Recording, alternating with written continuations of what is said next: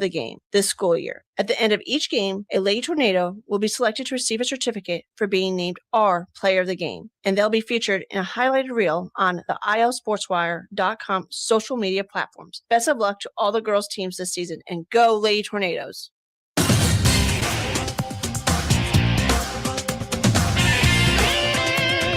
WTIM. And this is the WTIM morning show on your information station. It's sponsored by People's Bank and Trust, where they put people first, and Landmark of Taylorville.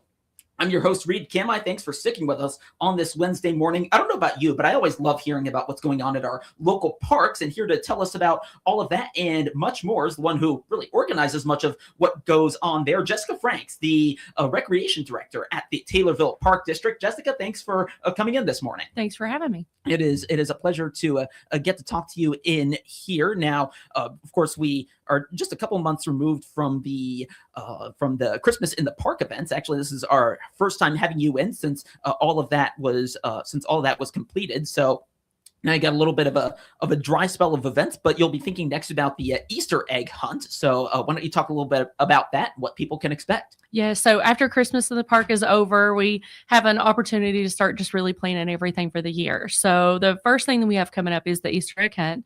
So it will be on Saturday, April 4th. It'll start at 11 o'clock, and it is going to be back at Janes Park again this year.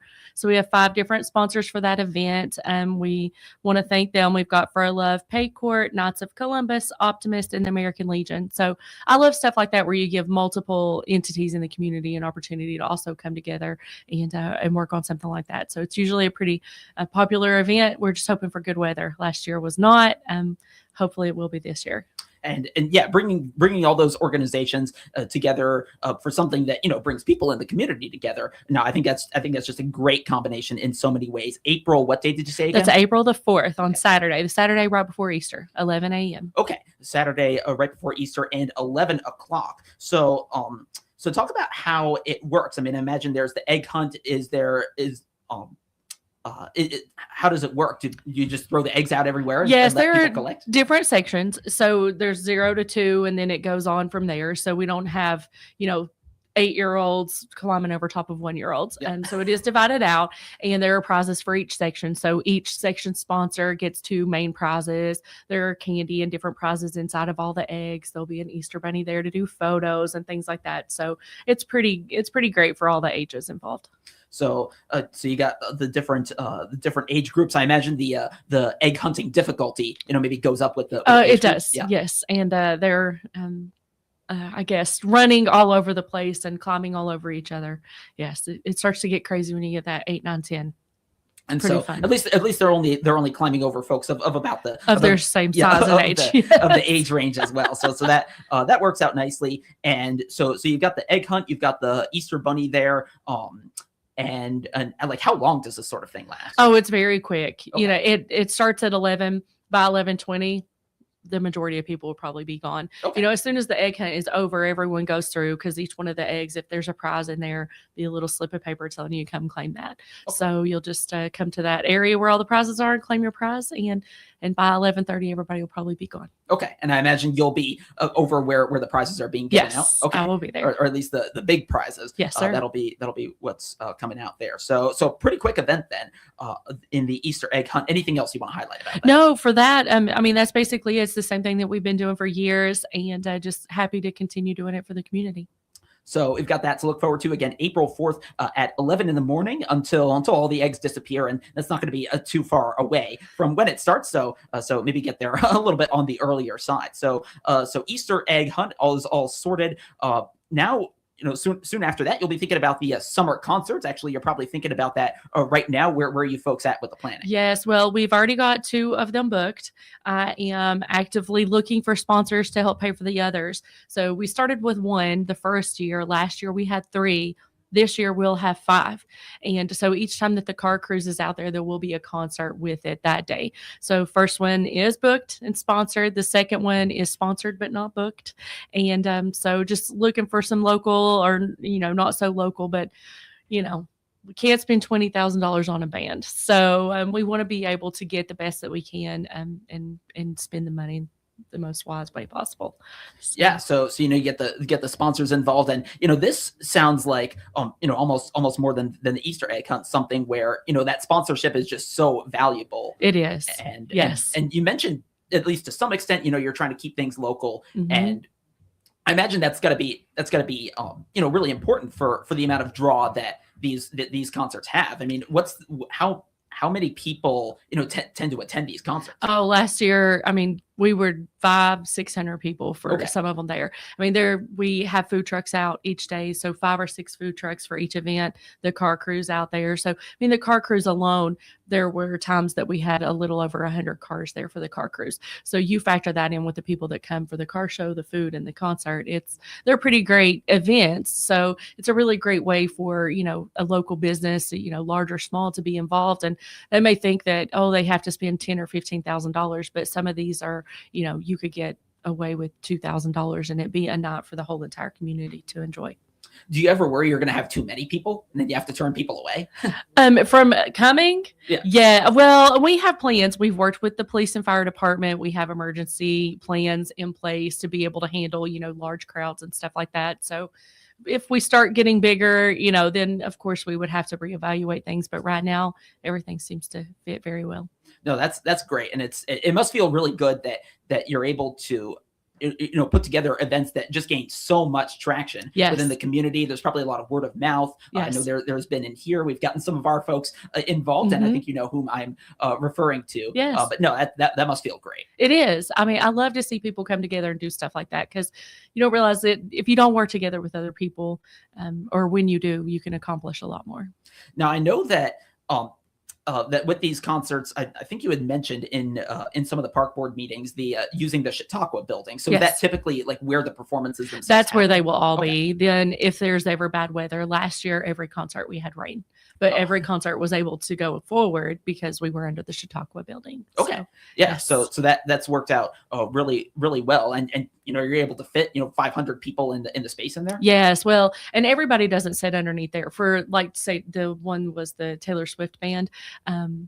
Everybody was underneath there because it was raining so bad. But some of the others, people were able to spread out, get in the grass and things like that. So a lot of people don't want to cram underneath there, but you can still hear from anywhere in the park. So then even when I guess when it was raining, it sounded like people all crammed underneath the Chautauqua. They did. Or just got wet. Yes, but if they were there like during the car shows and stuff like that, it usually didn't rain. But then they spread out all over the place. Okay, nice. Well, it's pretty awesome. No, it's great that you're able to get those kinds of crowds. So concerts now, do we have dates set for the first one? Yes, May 1st is that one. All the concerts are on the first Friday of every month. That's when the car cruise is. So that goes May all the way through October for the car cruise. And so anytime the cruise is out there, we'll have a concert out there, food trucks and everything like that too. Awesome. So first Friday of every month, we've got the concerts coming up. Really looking forward to those and how they go. Anything else you want to say regarding these summer concerts? No, just very excited about it. If you would like to be involved in it, please just reach out to the Park District. We would love to have you. So summer concerts coming up and some chances to get involved, as well as I'm speaking here with Jessica Franks, the Recreation Director at the Taylorville Park District.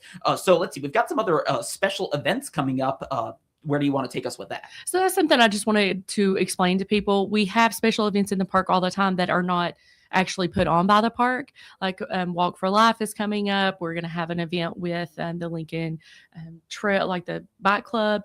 And there is an event where they're raising money for the animal shelter. So the park is able to be used for events like that all the time. You just have to do a special event application.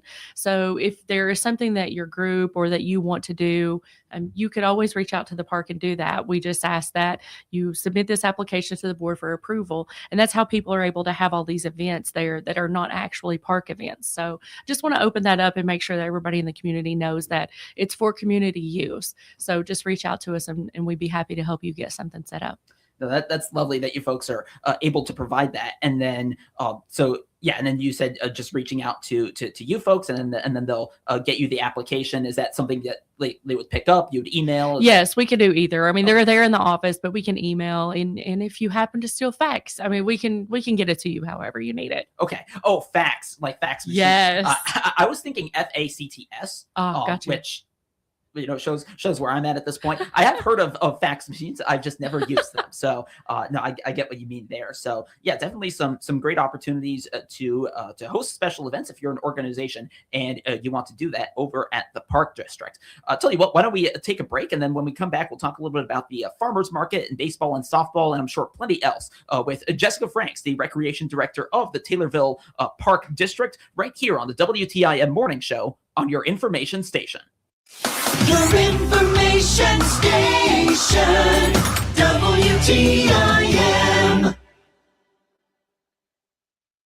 Markets on the RFD Radio Network. I'm DeLaw Sionke. Lower start to the day for grain and soybean futures. We have March corn down 426 3/4. May down 435 1/4. July down 442 3/4. March soybeans are down 5 3/4, 1116 3/4. May down 5 1/2, 1132. July down 4 1/4, 1145 1/4. March wheat's now up a penny, 529 1/4. KC down 1/4, 530 1/4. Livestock were mixed. April lean hogs down 35 at 95.15. April live cattle up $1.10, 238.52. And March feeders up $1.12, 365.90. Crude's up $1.23, 65.19. The Dow's down 163 points. The RFD Radio Network. The Taylorville Tornadoes are on WTIM. Listen on air or online for all football, boys basketball, and playoff games of both teams on AM, FM, and streamed on the WTIM mobile app. Sponsored by your Taylorville McDonald's Restaurant, Advanced Title Group, CNB Bank and Trust, and Taylorville Memorial Hospital. Purple and gold are coming your way. The Taylorville Tornadoes are going to do it today. At Taylorville Memorial Hospital, great care is a team effort. It's expert doctors, compassionate nurses, and advanced technology, all working together to deliver the best care possible for you and your family. From preventive testing to advanced procedures, Taylorville Memorial Hospital is where great care comes together for you. Visit memorial.health/TMH to see a full list of hospital services, the latest news, and additional resources like visitor information, careers, and more. Finding a local job in Central Illinois has never been easier. Don't waste time driving far or spending too much on gas. Visit IllinoisJobPost.com. It's your one-stop site to find local, full-time, and part-time job openings. Best of all, it's completely free for job seekers to access anytime, day or night. So if you're ready to land a job close to home, make IllinoisJobPost.com your first stop. That's IllinoisJobPost.com. Brought to you by your friends at the regional radio station. CNB Bank and Trust has been helping open doors for Central Illinois farmers since 1854. Find out why they're among Illinois' top ag lenders by clicking their icon at TaylorvilleDailyNews.com. Member FDIC. Hi, I'm Bob Raddings of the Bob Raddings family of dealerships. See our huge inventory of about 2,000 vehicles by clicking on our ad at TaylorvilleDailyNews.com.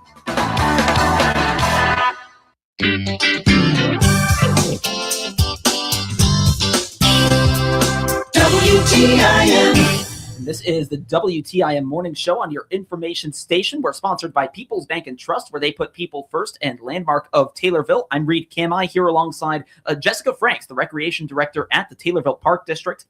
And we spent the first segment talking about the Easter egg hunt, concerts, and special events. Now, we've also got the farmers market that's actually coming to the park in the summer. Talk a little bit about that and what folks can expect. So that is something that the farmers market, their board voted on. Everyone agreed to move out to the park for this year. They're going to start working on the square soon, and they didn't want to have to move in the middle of the season. So the whole season is going to be at Manners Park. That is going to start the first Saturday in May, and it goes all the way through October. So while that event is going to take place at the park, it's actually still going to be handled through Small Town Taylorville. So anybody that wants to sign up to register to be able to set up there and be approved to sell, their farm goods or things like that, they still do need to reach out to Small Town Taylorville to get that set up.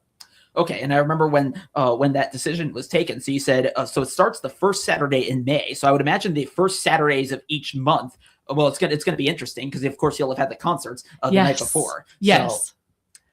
So the farmers market happening at the park. So is it going to be like alongside the road? Or are you going to go into the field area? They will actually be able to come up underneath the Chautauqua building. Oh. So that's something that a lot of them were really excited about, because if there was ever rain or it got very, very hot, it was often difficult for them to be out there. So they'll be up under the Chautauqua as well. And I think it'll be great for them. And they seem to be very excited about it. Yeah, so the farmers market coming there, and I remember there had been the concerns about having it with all the construction around. So then it's of course being moved to the park starting in the first Saturday in May. Now I know this is of course through small town Taylorville, Yes. not through you folks. How many vendors do they typically get? at the You know, farmers market? I do not know. I Okay. know that times that I have visited there's usually, 15, 20 people there. Okay. I know that some weeks there's more than that. But I usually try to stop by at least once a month to pick up stuff. But yeah, it's a great thing for Taylorville, and I'm glad we're able to continue it even with the construction. Do you think they'll all be able to fit under the Chautauqua? Oh, for sure. I think they okay. will. I mean, some of the larger trucks that kept all their produce and stuff inside the truck, they are going to stay right there on the concrete outside and still set up exactly that same way. But everyone else is going to come up underneath the Okay. Chautauqua. All right. Now I'm just trying to visualize the Oh, Chautauqua. absolutely. I've been in there Yes. on occasions. So hey, if you think it'll work, then I'm pretty confident as well. So farmers markets Saturdays of over the summer from the first Saturday in May through October. You've got that coming up. Let's see. We've got about 3.5 minutes left. I know we've got baseball and softball gearing up as well. What do you have for us on that? So that I want to just go through and let everybody know, of course we have Red Blend and we have different baseball teams that sign up and they play at the park all the time. I want to make sure that everybody in the community knows that those fields are for everyone's use too. So we have men's softball out there. We have Red Blend. We have a couple of the rec league, like American Legion ball plays out there. We have the schedule already almost done for half leaguer at Manners, and it's going to be full almost every single week through the summer. So if that's something that you have a team that is looking for a place to play, we have multiple fields that can be used.